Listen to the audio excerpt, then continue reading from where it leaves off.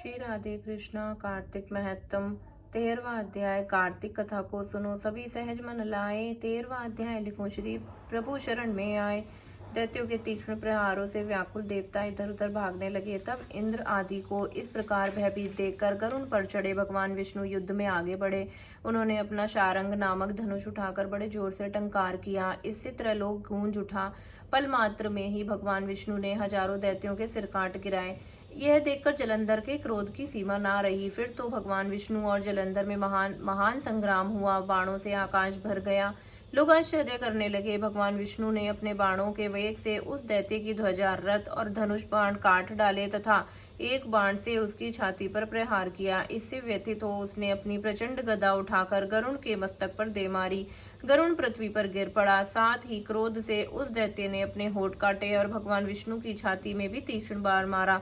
इसके उत्तर में भगवान विष्णु ने उसकी गदा काट दी और अपने शारंग धनुष का बाण चढ़ाकर उसको बींधना आरंभ किया। जलंधर भी उन पर अपने पैने बाण बरसाने लगा। उस समय जलंधर ने भगवान को कई पैने बाण मारकर उनके दिव्य धनुष को काट दिया था। धनुष कट जाने पर भगवान ने गदा धारण करी और शीघ्र ही जलंधर को खींचकर मारी, परंतु उस अग्निवत अमोघ गदा की मार से भी वह चलायमान न हुआ और मंदोदमत हाथी के समान उसे यानी गदा की ओर मार को फूल की माला ही जाना।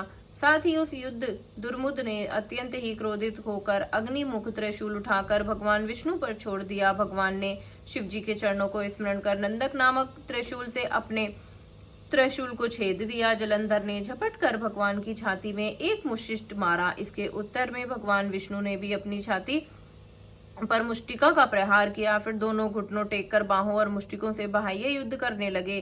कितने ही देर तक भगवान उसके साथ युद्ध करते रहे। जब वे कुछ भ्रमित और श्रमित से हो गए, तब वह सर्वश्रेष्ठ मायावी से भगवान उस दैत्य से मेघवाणी में बोले, हे रण दुर्मुद दैत्य श्रेष्ठ, तू धन्य है जो इस महायुद्ध में इतने बड़े बड़े आयुधों से भी भयभीत ना हुआ। तेरे इस युद्ध से मैं बड़ा ही प्रसन्न हूँ।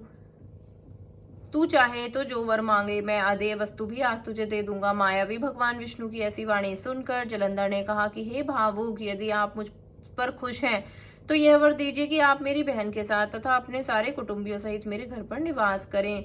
नारद जी कहते हैं कि ऐसा वचन सुनकर भगवान को खेद तो बहुत हुआ, किंतु उसी क्षण उन देवेश ने तथास्तु कह दिया।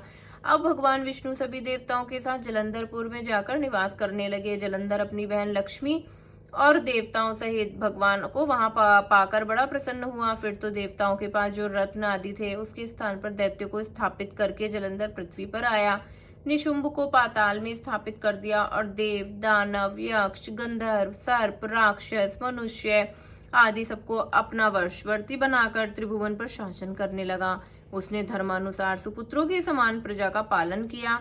उसके धर्म राज्य में सभी सुखी थे। राधे कृष्णा।